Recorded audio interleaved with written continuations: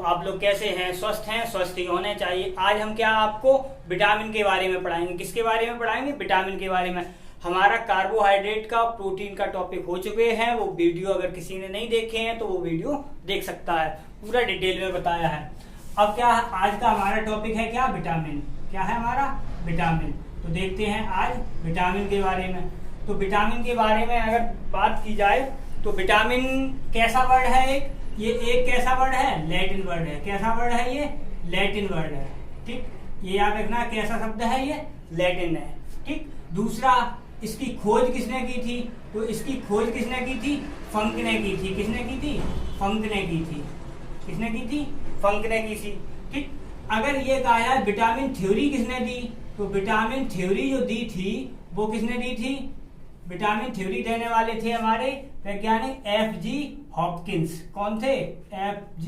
Hopkins. ठीक, ये थी। अब विटामिन करता क्या है? विटामिन करता क्या है? तो विटामिन क्या करता है? हमारा उपापचयी नियंत्रक का कार्य करता है। यानी जो उपापचयी क्रियाएं होती हैं उन्हें नियंत्रित करने का कार्य करता है। ठीक है, क्या करता है? हमारा विटामिन होता है वो उपापचयी नियंत्रक का कार्य करता है। तो ये क्या करता है? उपापचयी नियंत्रक होते हैं या करते हैं। यानी अगर कार्य की बात की जाए तो क्या करते हैं? तो उपापचयी नियंत्रक का कार्य करते हैं। क्या होते हैं? तो उपापचयी नियंत्रक होते हैं। उसी प्रकार से टेंथ बन जाएगा। अब क्या है? यहाँ पर उपापचयी आया है। तो उपापचयी होता क्या है? तो जो उपापचय क्या होता है? हमारे शरीर में जो जैविक रासायनिक क्रियाएं होती हैं उन्हें क्या कहा जाता है? उपापचयी कहा जाता है। जो रासायनिक क्रियाएं होती हैं वो भी जैव रासायनिक क्रियाएं, ये ध्यान रखना, जैव रासायनिक क्रियाएं होती हैं वही क्या होती हैं? उपापचयी। शरीर में होने वाली जैव रासायनिक क्रियाएं क्या है? जैव रासायनिक क्रियाएं। यानी मेटाबॉलिज्म या उपापचयी क्या होती है? हमारी शरीर में जो हमारी जैव रासायनिक क्रियाएं होती हैं उन्हें क्या कहा जाता है? उपापचयी कहा जाता है। ठीक है, अब क्या है यहाँ पर? जो उपापचयी में उपापचय ये ऐसे होता है। तो उपापचय में क्या होता है? दो वर्ड होते हैं। एक होता है हमारा अपचय और एक होता है हमारा उपचय। क्या होता है? एक होता है हमारा अपचय और एक होता है हमारा उपचय। अपचय में क्या होता है? अगर कोई जटिल अणु क्या है? अगर कोई जटिल अणु टूटता है वो किसमें? छोटे छोटे अणुओं में। किसमें? छोटे छोटे अणुओं में अगर टूटता है तो वो किसके अंतर्गत आता है? हमारा अपचय के अंतर्गत आता है। किसके अंतर्गत आता है? अपचय के अंतर्गत। दूसरा, जब ये कोई बड़ा जटिल अणु होगा, जब वो टूटेगा छोटे छोटे अणुओं में तो क्या होगा? ऊर्जा उत्पन्न होगी। तो इसमें क्या होती है? हमारी ऊर्जा उत्पन्न होती है। क्या होती है? ऊर्जा उत्पन्न होती है। जब ऊर्जा उत्पन्न होती है तो इस क्रिया को क्या कहा जाता है? हमारा ऊष्माक्षेपी अभिक्रिया कहा जाता है। तो ये अगर अभिक्रिया की बात की जाए तो ये कैसा हो जाएगा? हमारा ऊष्माक्षेपी। कैसा हो जाएगा? ऊष्माक्षेपी हो जाएगी। ठीक इसका उल्टा होता है। अब यहाँ पर क्या होगा हमारा? इसमें तो इसमें देखो जटिल अणु कैसे छोटे छोटे अणुओं में टूट रहा है और ये क्या होगा? हमारा छोटे छोटे अणु होंगे वो मिलकर क्या बन जाएंगे? एक जटिल अणु बना लेंगे जाके। कैसे बन जाएंगे? जटिल अणु में बदल जाएंगे। ठीक, इसमें क्या है? अब देखो छोटे छोटे जब मिलेंगे बड़ा बनाएंगे, जटिल बनाएंगे तो क्या होगा? ये ऊष्मा लेगा। इसका मतलब क्या है? ऊष्मा अवशोषित होगी। कैसी होगी? ऊष्मा यहाँ पर उत्पन्न हो रही है, यहाँ ऊष्मा अवशोषित होगी। ठीक, यहाँ ऊष्मा का अवशोषण होगा। यहाँ ऊष्मा छेपी है तो इसलिए क्या हो जाएगी? ये ऊष्मा शोषी हो जाएगी। कैसी हो जाएगी? ऊष्मा शोषी अभिक्रिया हो जाएगी। ठीक है, अपचय और यहाँ था उपचय। ठीक, तो अपचय और उपचय में क्या हो रहा है? यहाँ पर देखो ये क्या, यहाँ पर हमारी ऊर्जा कैसी निकल रही थी, इसलिए इसमें क्या हो जाएगा? हमारा ये हो जाएगी ऊष्माक्षेपी। कैसी हो जाएगी? ऊष्माक्षेपी अभिक्रिया हो जाएगी।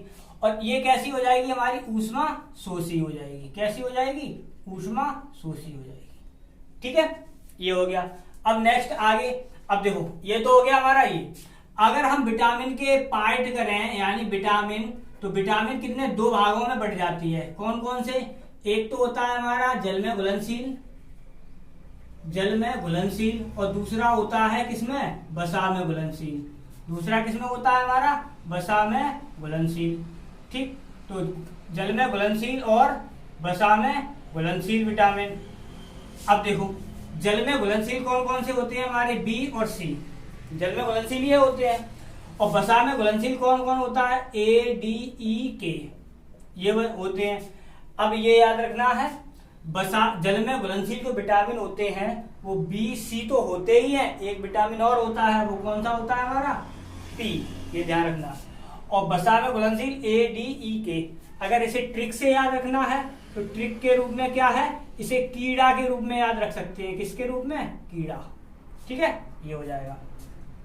ये तो हो गया हमारा विभाजन हो गया। ठीक, अब चलते हैं किस पर, विटामिन ए पर। ठीक, विटामिन ए। अगर विटामिन ए का रासायनिक नाम की बात की जाए, इसका रासायनिक नाम, तो रासायनिक नाम क्या होता है इसका, रेटिनॉल। क्या होता है हमारा, रेटिनॉल। किसका, विटामिन ए का नाम। ठीक है, अगर इसके सोर्स की बात की जाए, यानी इसके सोर्स स्रोत की बात की जाए, तो जो ये होता है विटामिन ए सबसे ज्यादा पाया जाता है किसमें, गाजर में। इसके पास पाया जाता है किसमें, आम में। ठीक है, इसके पास पाया जाता है हमारा किसमें, पपीता में। किसमें, पपीता, और फिर सेव। ठीक, ये इस प्रकार से ये पाया जाता है। ठीक है, ये हो गया। अब क्या है यहाँ पर, ये तो हो गया हमारा क्या, सोर्स हो गए इसके। अगर यहाँ पर क्या है, विटामिन ए को ही क्या कहा जाता है, हमारी एंटी इन्फेक्शन विटामिन भी कहा जाता है। ठीक, और इसे ही क्या कहा जाता है, एंटी कैंसर विटामिन कहा जाता है। किसे, विटामिन ए को। ठीक है, और क्या हमारा ये हो गया, और ठीक ये कहा जाता है। नेक्स्ट आगे देखते हैं।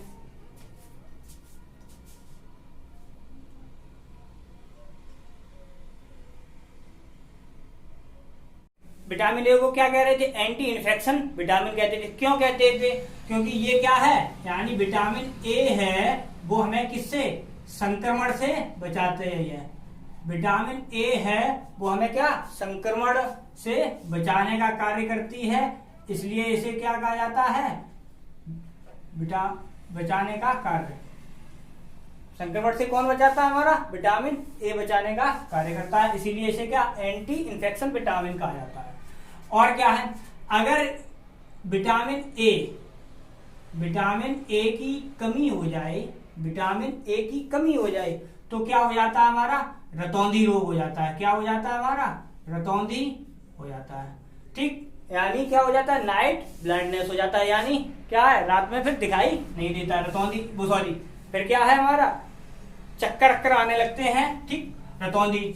अब क्या है, एक रोग और होता है, अभी तक रतौंधी के बारे में पढ़ा होगा, एक रोग और होता है। क्या होता है, जेरोथैल्मिया। क्या होता है, जेरोथैल्मिया।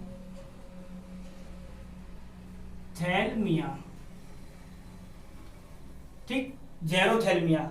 अब जेरोथैल्मिया से होता क्या है, तो जेरोथैल्मिया को क्या कहा जाता है, सूखी आंख। सूखी आंख कहा जाता है। जेरोथैल्मिया को क्या कहा जाता है, सूखी आंख कहा जाता है। अब इसमें क्या होता है सूखी आंख में, तो देखो अब ध्यान से सुनना। सूखी आंख में क्या होता है, हमारा जो कॉर्निया होती है इसमें एक द्रव पाया जाता है। इसमें एक द्रव होता है जो क्या हो जाता है, सूख जाता है। द्रव है वो सूख जाता है। ठीक, कॉर्निया में जो द्रव होता है वो सूख जाता है, जिससे क्या होता है, फिर दिखाई नहीं देगा, जिससे दिखाई नहीं देता है। ठीक, जिससे दिखाई नहीं देता है।